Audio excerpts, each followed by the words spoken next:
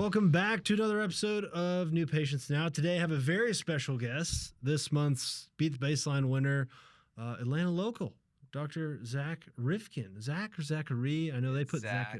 put Zachary on the sign. Right, so. not being addressed by my parents. So yeah, okay, cool. Zach. Yeah, I won't ask what your middle name is. But so thanks for having me. We're good to go. Thank you. No, it's fun to do this in person, right? We were just talking, don't get to do that very often because it seems like everybody else is not from here. But excited to talk a little bit about, obviously you guys wanted to beat the baseline and not just doing it last month, but I think you've done it 11 times in the last 18 months, which I think is why you joked with me and we're like, it's about time we win. Yeah, it's been really cool the last couple of months, but I've been waiting for you to knock on my door. It's a short drive over from here. Yeah. Seemed easy enough, right? Very. But also just, when I do these, I try and share something with the doctor out there who maybe is curious or even just like has questions of, hey, what do I do, right? Because no matter where you are, there's always somebody who's trying to get to where you are, and there's always wherever you want to go, right? So it's kind of fun to think, you started with us 3 years ago. You wanted to be somewhere, right? Mm-hmm. We're making progress towards that, but there's somewhere else now you want to go. And you probably look at today and you're like, yeah, that's fine. But like, what about all this other stuff, right? So take me back.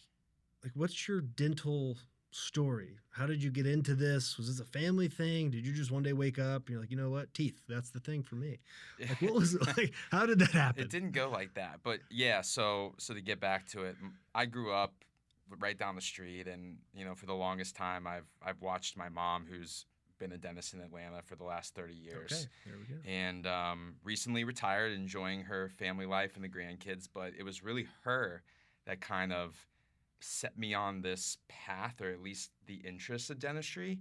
I knew that I was good at sciences as a kid. I knew that I wanted to help people. Yeah. And I was terrible at math, and I hated reading. So I knew, being a lawyer or accountant or anything was kind of out of it for me. And, being a 5'9" Jewish guy from East Cobb, I didn't think Major League Baseball was going to be in it for me. Were you on the either. Astros? Right, exactly. Yeah, East Cobb was huge.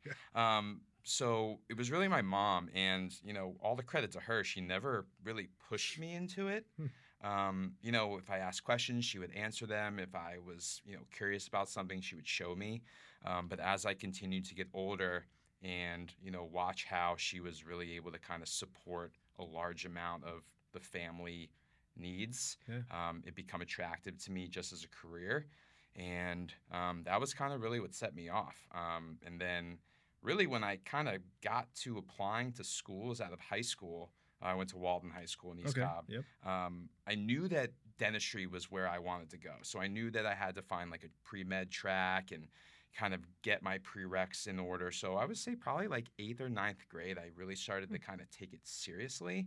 But I say, if it wasn't for my mom, Susan Rifkin, I don't know if dentistry would have necessarily found me, or I would have found it.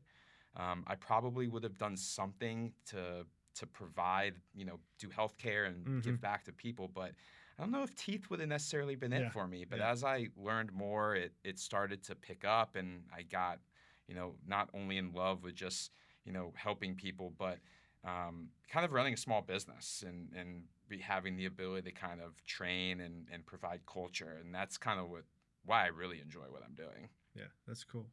I didn't know that. So I'm always curious about that dynamic, right? So did you ever work with your mom? Oh, yeah. Or was it, okay. All right. So you go to college, you kind of already know you want to go to dental school. So where did you end up for dental school? Yeah, so I graduated Indiana University. Okay, Indiana. And then I went to SUNY Buffalo, actually, which, funny enough, was where my mom had graduated from. Okay, there we go. I have a lot of family in like the Syracuse, upstate New York area. So it felt very natural to me, especially when I went for my tour and I see like my mom's composite on the wall, and a lot of professors giving the tours are like friends of my mom and all that kind of stuff. So yeah, I did SUNY Buffalo, and then I actually did a GPR residency in Manhattan. Okay, You know, nice. I lived in Bloomington for 4 years. I lived in Buffalo for 4 years before I moved back home to Atlanta. I kind of wanted to get some sort of Yeah, big city aspect that wasn't my home. yeah. That's So, certainly a shift from those oh, two places. and it was amazing. Manhattan was great. So I did a 1 year residency in Manhattan at Bellevue Hospital, which was very cool. The experience was great. And throughout that time there, I met my wife, Alexa, Okay, and nice. I ended up not wanting to leave New York, Yeah, which kind of worried my mother a little bit because she kind of had me as the kind of backup had that plan plan. for Yeah. having getting the associate, handing the practice off. So, I met my wife and I ended up working 1 more year in New York in a private practice down kind of like Wall Street, Hmm. financial district area. And we moved home together and I started working for my mom, or with my mom rather, in 2018. And she retired the September of 2023. So we had Okay. a good four and a Yeah, half, 5 years yeah, of working together, and the pros outweighed the yeah, cons. I'm sure you can attest yeah. to That's working with family as well, obviously with Jack and Jay, but it's something. right. Yeah, It's no. I'm always so curious with that because, right? Obviously, that's what I'm doing, yeah. and so was that the did you intend to do that? So like, was that always the plan once you got in dental school? Like, hey, you're gonna do this, you're gonna go out, you're do your residency, and eventually come back and join the practice. Like, what were those conversations like early on? Uh, It and was what? the plan. Okay, cool. Yeah, and even my wife gives me a load of crap every time because I'm always the man with the plan, and it's just funny how things just kind of always fall in place for me in that regard, Hmm. or at least she thinks that Yeah, that yeah. it That's happens. her I would version of the disagree. story. Right, that's her impression. Um, but yeah, once I got into dental school, we kind of had a almost an unspoken agreement, Yeah. like, all right, you're gonna move back to Atlanta. We're going to work together, and eventually you're going to be the one that's going to take over the practice. Although, right before I got into dental school, even during dental school, when my mom realized how serious this was going to become and I was actually going to have a career, Hmm. she really pushed for orthodontics. Hmm. She really wanted me to continue. Um, and quite frankly, I'm doing a lot of it now Yeah. with Invisalign, and the practice is booming, and it's been great, but I didn't really take that to heart. I don't know why she suggested it. I think she felt like the grass is always Mm. greener. You know, she works so hard and they Yeah. don't work as hard. She doesn't really see it, but The classic classic. GP Yeah, ortho. yeah, of course. I mean, we all have our own stigmas and our own Yeah. whatevers, but it was kind of an unspoken agreement. Like I was going to move home to Atlanta, but when I met my wife and I decided to stay another year, she started to get a little complacent in that regard. She was a little worried, like maybe he really likes New York. Maybe Yeah. Alexa doesn't want to move back to Atlanta, Maybe who's also from Atlanta, I was which is about to kind of ask if crazy. she was also Yeah, if you yeah. said moving She back to saw the her. 404 area code, and Yeah. it was instant But that was connection right it. there. So I found a Southern girl in New York. There you go. But yeah, when I stayed another year, it kind of threw her for a little bit of a loop. But I told her, I was like, New York's not for me. I have full intention on moving back home, and um, once I did, that was kind of foot on the Yeah. gas, and we started working together. And it was a great experience. Um, I cherish the memories that we had working together. But especially with us, we really wanted to maximize the office. Right. So the two of us actually shared an admin office Yep. because it made room for another operatory, Right. which is what you guys preach anyway. Yep. So So you were having working together side by side, literally. Yeah. Yeah. Yeah. That's awesome. We had to throw the doctor ops on different sides of the practice. So Mhm. that was my kind of buffer zone. Yeah. We always talk about like she could pop in and I could pop in. But yeah, when I wanted to go on the computer and look for something, I had to walk right past her little desk. And That's great. so that was fun. I'm Okay. trying to picture you and Jay Yeah. working in an office like next to each Just other. like this. Yeah. Yeah. This is what we do every day. Right. You'd Yeah. probably still work here, I'm sure. we're all here. No, well, it's funny. Like we were just talking about, when I first started, I was a trainer out on the road. So it's always interesting to me that coming into the business as as the next generation, right? Because we worked together, but I didn't see him ever, right? Because I was always traveling on the road. So I always think that was a good experience of being here, but not being together. So it's always funny. It's like when you're just right into it. Right in Because there. the expectation, you can call it whatever you want. You can call it judgment, expectation. Like, it is way more intense, I think, when you come in. I always think doctor, right? Right. So how did you handle like the team response Yeah. or expectation around you when you first got there? You're 1,000% right. It's very intense, and especially because my mom had done such a good job of building this Right. practice Because how long up. had she been running the I practice? mean, it was a before 30 then? plus year Yeah. practice that she was there. And she had built up this practice reputation and the culture, and, you know, um, the patients knew what to expect with the quality of care that they got. I mean, she ran a tight ship. Mhm. And with her came expectations with a lot of the patients. And what kind of helped was that we shared the last name. Right. And I wasn't a complete stranger. They'd seen my picture on the walls. They'd, heard stories about me going through dental school. So it was easier in that regard. But I mean, I'm not gonna lie. When my mom retired, we had some patients leave the practice just because they wanted her. Yeah. But that was hard. That was hard. Oh, I get to see the young Dr. Rifkin today, Yeah. or the crown my mom did's been so good. Like, we need a new crown. Maybe what's your mom's schedule looking like? Yeah. That kind of stuff. I kind of expected it. So I didn't really take it personally, and I knew that as time went on, we'd get more new patients and we'd continue to grow, and she would start to cut back, and it would become a lot more of a seamless transition, and patients would really get to know me, and it would almost become weird if she was the one checking them. Yeah. So it was difficult, to make a long story short, but the only thing that really helped was time. Yeah. And the last name. Yeah. Yeah. Well, it's funny. I think sometimes that judgment, pressure, or whatever it is, right, it can actually be pretty helpful, right? Because you probably had to speed up in some aspects. Well, it naturally drove me to continue the quality of care that she was giving. Right. I didn't want to slip up. Yeah. I felt like I wasn't on thin ice per se, but I knew what the patient expected, and I was very conscious about delivering that and not disappointing them, which I think inadvertently made me a really good dentist very quickly. Yeah. I always wanted to learn. I was always asking questions. I was watching what she was doing, at least initially, to kind of get an idea of not only how she would deliver care, but how she treated the patients, what they expected from her, even how she interacted with the staff. So that was helpful. The fact that I kind of had that inadvertent drive to really continue the quality of care that she had been giving, for sure. Yeah. And so she retires in 23. Right.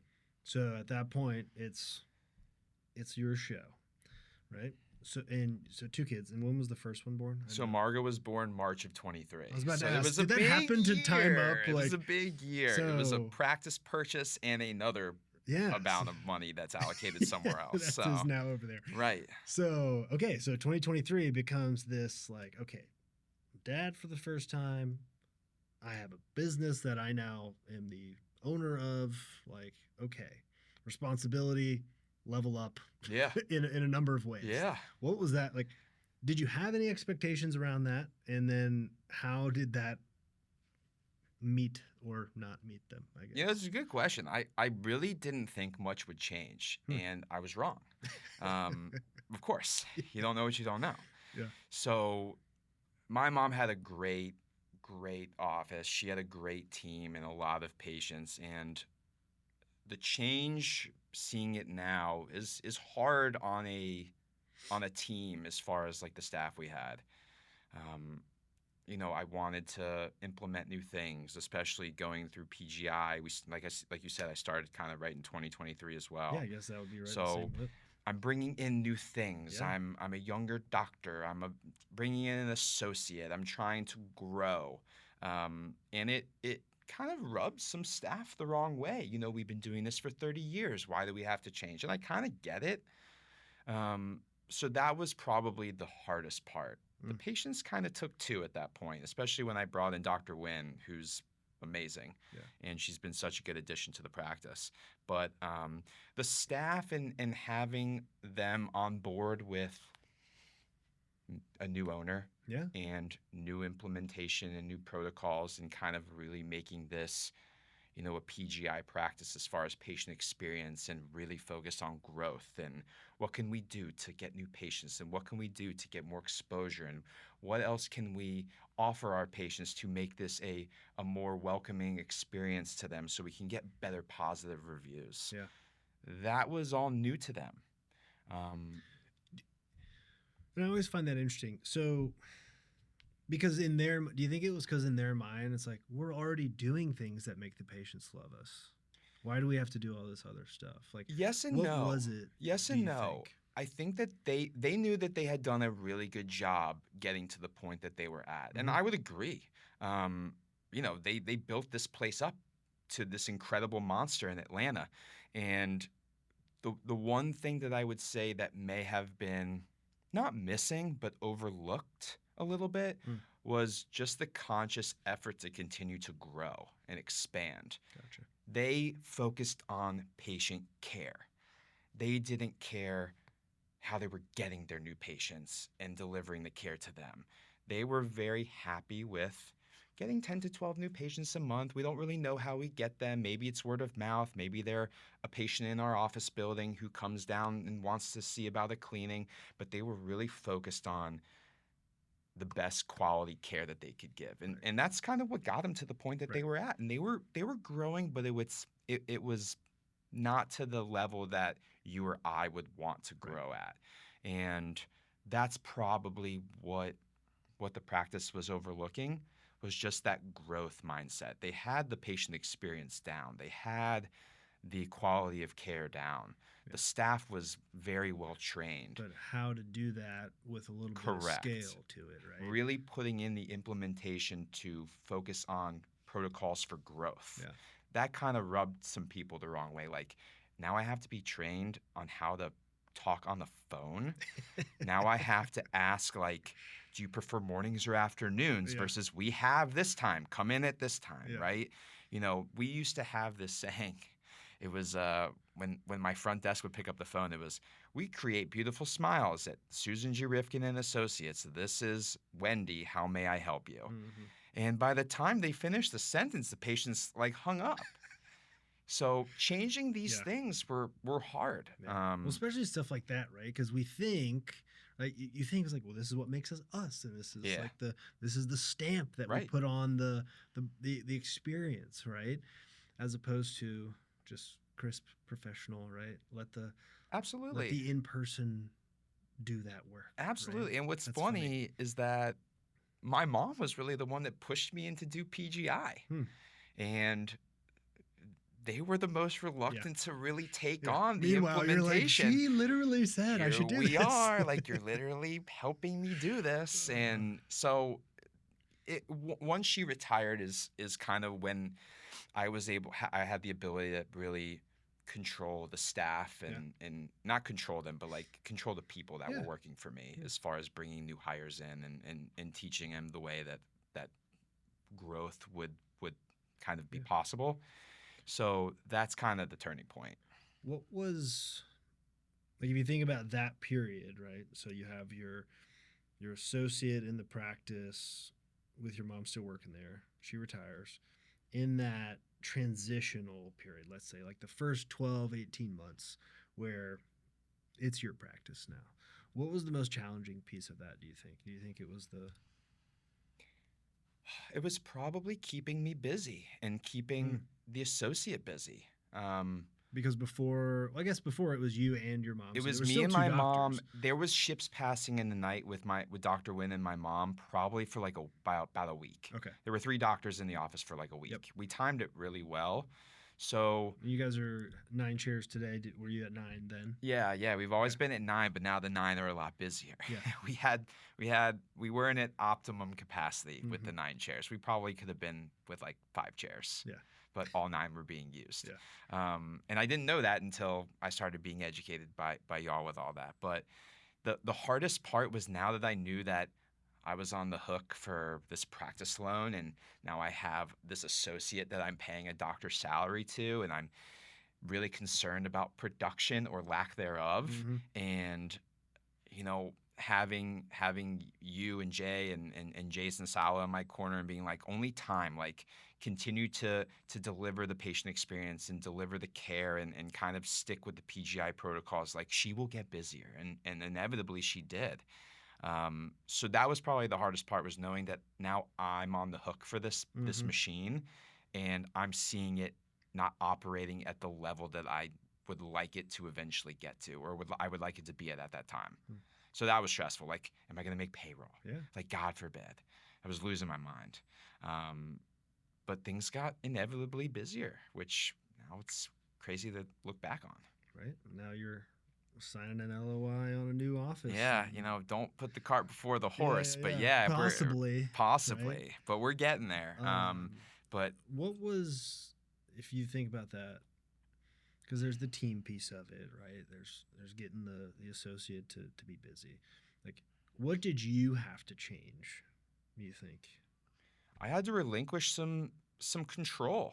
I wanted to see a lot of the new patients at the time because I knew what needed to be presented to them to have them understand what this place is about. Yeah. And it was hard at the time to have this very capable young associate who doesn't know yet what we're really about as far as the culture and what our patients expect to come in here and be like, okay, you see this new patient. Yeah. That was Well, especially coming off that transition, right? That crazy. makes perfect sense to Crazy. me, that you'd be like, well, I gotta, I need to Yeah. make sure people understand, like, this is Yeah. my deal now. I mean, I right? was reluctant to show my face when my mom was there and we share the Yeah. same name. And now I'm bringing in this patient or this person that actually no one has ever heard of Yeah. before. Yeah. And I'm like, okay, I trust you. Make sure this patient like agrees to all your treatment and doesn't leave the practice because you didn't screw up. So that was very, very challenging. And I knew that I was almost crippling myself because I wanted her to be busy, but at the same time I'm like, yeah, you can't see any new patients. Like what? Isn't that funny? They're oxymorons of each other. Like what am I doing? So, and I think, I mean, we could spend a lot of time just on that, right? I mean, you say, and I'm sure you've talked with Jay and Jason a lot about those things, right? It's like that, letting the associate do what you're paying them to do, but also like making sure that there are some guardrails in there. So, like, how did you figure out what that right mix of, or how are you continuing to figure out that right mix of trust but verify, like, let them do their thing because that's how you grow the business. Where's that today? So Jason has been an incredible mentor and help to me, and I love having somebody teach me and train me and take that stuff back to my team that is a dentist. Mm-hmm. I love Jay and I take everything he has to say to heart, but having Jason really coach me and know that he's been there has been helpful. Yeah. He was really the one that kind of say, if you have an associate, you need to be in that room. You need to watch them and make sure they're doing things the way that you want them done. And in my mind, I'm like, she's gonna freak out and quit. Like her boss is just in there taking notes and critiquing. Yeah. And now looking back and having done that, it couldn't have been more of a benefit, not only to me and with the assurance that she's doing the job that I'm hoping that she's doing, but it helped her trust me even more because she would come back from the procedure and be like, what did you see? What do I need to do to get to the level that you're at, or where do I need to be, or what do I need to say to make the patient experience even better? So having her know that I was there, I think was almost more supportive for her than it was intimidating. Yeah. If that makes sense. Well, that's probably a sign you got a good person too, right? Yeah, I knew quickly. Because that, and I hear that a lot, and it makes sense, right? Well, if they don't want me there, right? They're going to think that's, they're going to be upset or whatever. It's like, well, number one, you pay them.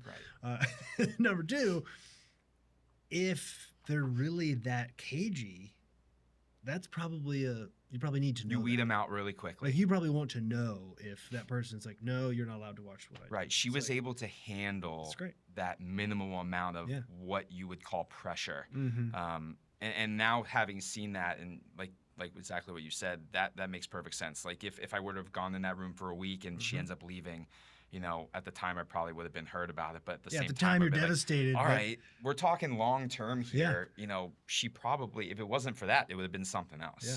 So I knew that she was capable of handling that, which was helpful. But if it wasn't for, Jason, I would never have walked into that room. I would have been so reluctant because I didn't want her to feel pressured or afraid, or, that she was, walking on a tightrope trying to please me. Yeah, because they're trying to help, right? Yeah. So I think part of it's in the delivery, right? Which obviously something went right with that. For sure. Okay. So figuring out what to let go of, but also figuring out like, hey, you got to let her kind of do her thing. Yeah. That makes a lot of sense. And as we were walking in here, you shared, which I had no idea.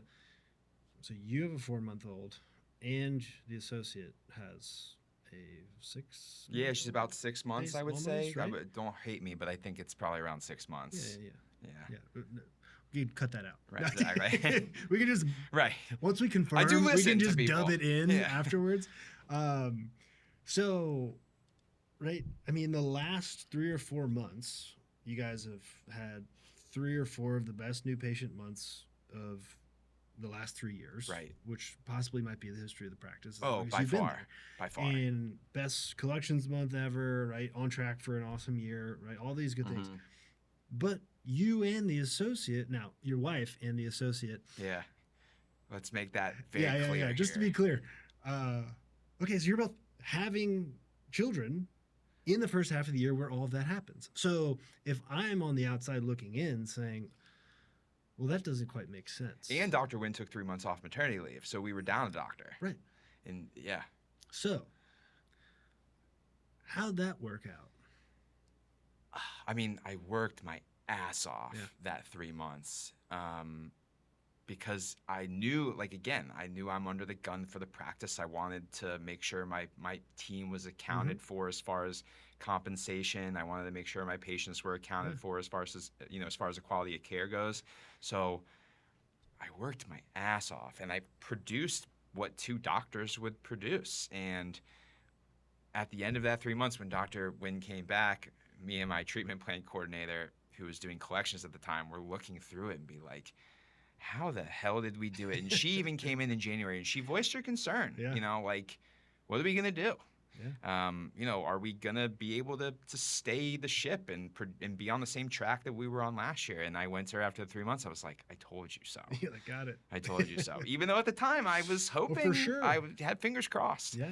But the team, it's all about the team and the culture that's been instilled with them. And that's quite frankly from y'all. I mean, PGI has really made me aware of how to treat your team and what to give to them and what to say to them and how to guide them and the conversations that we need to have and the team outings and the experiences that we have.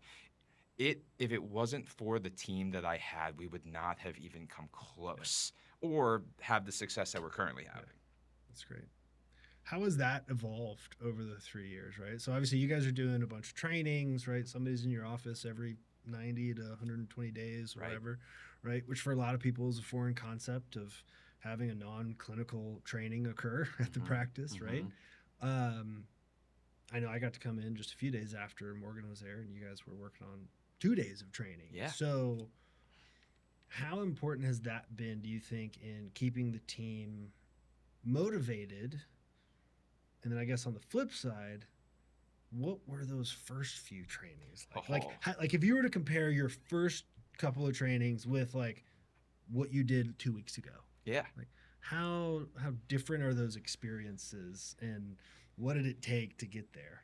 Yeah. I'm sure it's probably common within a lot of your early students or your early doctors, but the first couple trainings, I mean, once we had our first training, I was dreading the second and the third and the fourth because you have this team who is reluctant to listen, especially to a trainer who is probably half the age of half my staff at the time, and they're not in dentistry. I mean, if you're talking about a practice that has been around for 30 years with a bunch of people who were there for a lot of time of it, Perfect like storm. that is the playbook for when we bring in a trainer, that is the day that they have to be prepared for. Yeah. Like literally, it's like if you can do that, you can train anybody. It's probably really scary for the trainer. Totally. Yeah. So the first couple trainings were something to witness.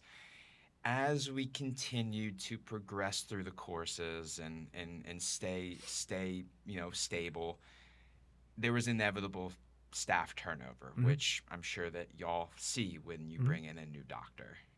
And as the team became newer, and all they knew was PGI, so they didn't know what Rifkin Dental Group, or at the time Susan G. Rifkin was before.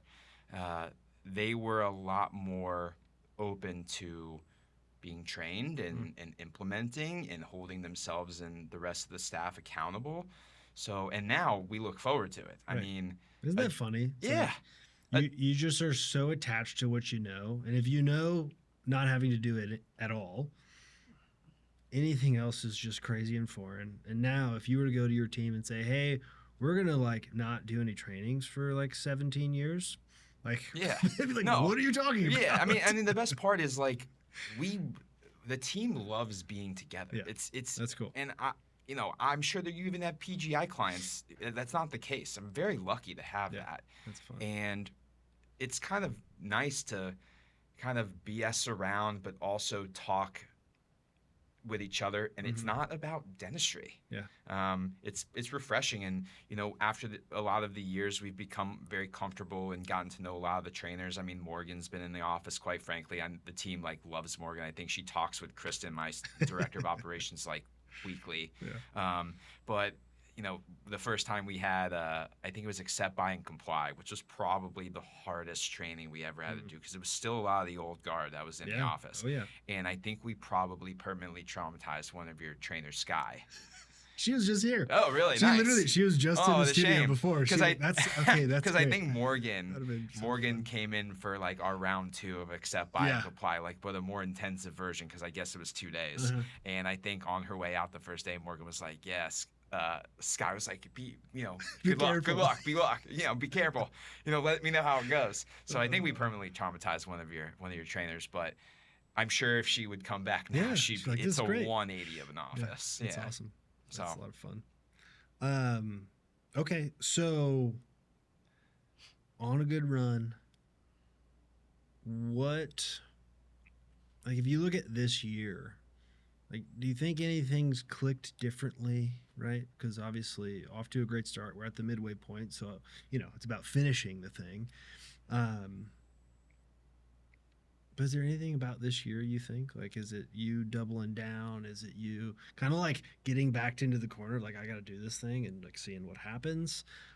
Team rallying, right? Because I think it's a culmination of things. I mean, Kristen, who was my assistant at the time, is now grown and grown. Now she's my director of operations for the office. She was really one to push early on last year to incorporate new services into the office, and specifically Invisalign.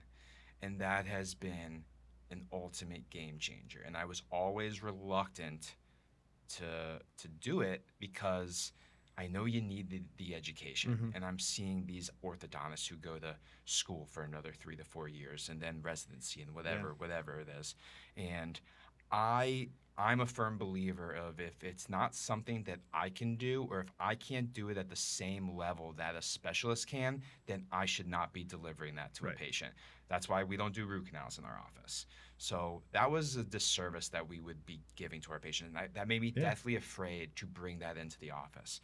But I knew that Jason had done it, and he was such a benefactor of me learning more about it, and then connecting me with David Gower, who does re-engages, and he's a nut, but I love him. And then through David, I got connected with Dr. Wallach, who does Diamond Club Makers, and talk about an educator. And it's so intensive, the training and the education that you get from these amazing providers, that we were able to bring it into the office and have the confidence to treat probably a lot more than some of these orthodontists will take on. And We're doing it in a setting that my patients already are comfortable with Right. because they're existing patients. They want to go meet a Yeah. new provider down the street and pay triple what a specialist would pay. So the Invisalign itself had been a huge proponent of our growth. And, I thank her all the time for really holding a gun to my head and really making sure that I get involved and, Yeah. and do the education, because that was the hardest part. I really wanted to make sure I knew how to do it. Yeah. Versus like, oh, like, let me take a 1 hour Invisalign course and like, sure, come on in, I'll straighten your teeth. Just let it rip. Yeah, exactly. And and I learned that from my mom. Like, if you're going to do something, you need to have the education to do it and make sure you're doing it just as well as somebody else. So that has been a huge proponent. And now we became Diamond Club, or we become Diamond providers for North America first half of the year, and we're hoping to get Blue Diamond this year. Nice. And so, if you told me 2 years ago I'd be a Diamond provider for Invisalign, I would have told you you're absolutely insane. And that's been a huge thing. Yeah. So I would contribute a lot of the growth to that for sure. Awesome. Well, and what I think is important too, because that can be duplicated. Right? So the lesson for anybody listening is like, hey, if there's more things you can do at a high level for the patient, like, you should seek those things out, right? Because there's probably a version where if you don't have an associate and you don't have a team that's lined up and like willing to do the things that it takes to grow, you go try and learn some procedure and you get to do it twice a year, So... But I like it, and the doctor said it, not me. Make sure you're good at it. For sure. I mean, and I would say, the sad thing is it's probably not the case, consistently throughout this country. But, I had a great mentor, my mom, for many years, and watching her do what she does, I was almost afraid to not live up to that level. The clinical standard. Yeah, that had been set, right? By far the best dentists I've ever seen clinically, and that I'm saying that from hopefully the most unbiased perspective I could give. Yeah. And if she ever listens to this, that's great. Hi, Mom. But the level that she operated at was my biggest concern going into it, and to this day, now I'm trying to kind of have Dr. Wynn be very conscientious about leveling up and kind of getting to that level as well. Right. And then and then another one, and another one, and another one. No, that's great. And at the end of the day, if it wasn't for you and Jay and really my mom pushing me to do PGI, I probably would be in a very similar practice that I was in 3 or 4 or 5 years ago when I moved back to Atlanta. I mean, not necessarily concerned with growth, but, kind of delivering really good care, being a really good practice, but not at this level that we're operating at now. For sure. So it is possible to do good clinical work and grow the practice. It's beyond possible. I was so, and your dad would give me crap for this all the time, but the first couple of meetings I would go, and I even told you off camera that sitting in that, like my first PGI meeting at the headquarters down by the airport, he's like saying, oh, how many of you had 15 new patients last month and 30 new patients and like 100? And they're all raising there's I'm sitting there like, there's no freaking way. Like, we're averaging like 11 patients a month, and I'm seeing some guy raise his hand, he's averaging like 150 a month. And now we're like hitting 40 pretty consistently. And I have probably 2 or 3, maybe 4 staff members who have been with me since the beginning. And we're all like, it's fun to kind of reminisce. Be like, remember like we looked at each other when we were like setting our goal at like 17 and our baseline was 12, and we were like you're never going to make incentive, like what are we doing? And now like we're at 37, and 35 is like our baseline and our goal, and we're hitting it consistently. Awesome. So it's been very, very cool. Yeah, that's great. Well, congrats to you. Thank you. Because ultimately it's being willing to do the thing consistently, right? Yeah.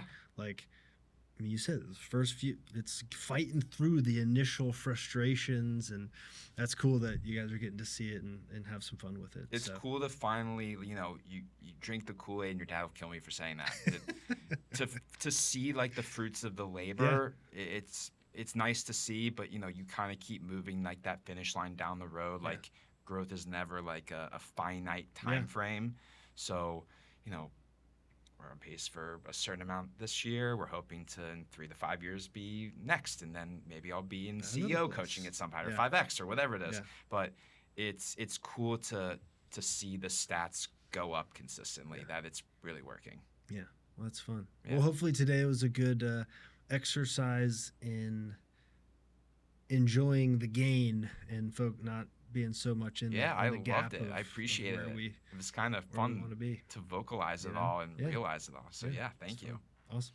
Well, any to close here, any advice that you would give young doctor or just somebody who's in the first couple of years of owning the practice and just going through that Yeah. that you wish you might have known? I mean, inevitably, finding a group like PGI was a huge thing for me. But even more importantly, if you can find a mentor, whether it be a family member or a colleague or somebody that you've met at a CE event, and you know, coming out of dental school, you don't know anything. You don't know anything, but you think you do. You think you're hot, think you're hot stuff. You know, Yeah. I graduated dental school, I know everything. And if you don't have that mentor, you'll ingrain yourself in a lot of bad habits. And, you look up and it's 10 years later and you still don't know what you don't know. So luckily I had my mom and I had Jason and, obviously your dad and you to kind of help guide me like the business way, but having leaders to kind of show you what's possible and how to get there. You still have to put in the work, but that would be my biggest. It's not the dentistry. I mean, the dentistry will come with time. Yeah. You'll always get better. You'll always learn. Those CE events are Plenty always of people important. who are going to give you input on that. I mean, like there's 10 dentists down the street that can probably cut a crown like I cut a crown, but you walk into our office and the experience that the patients get, I know that they're not getting that anywhere else. And That's cool. So finding somebody to kind of help bolster, your path and somebody you can look up to is by far the best piece of advice that I would give. Yeah, it's awesome. Yeah. Love it.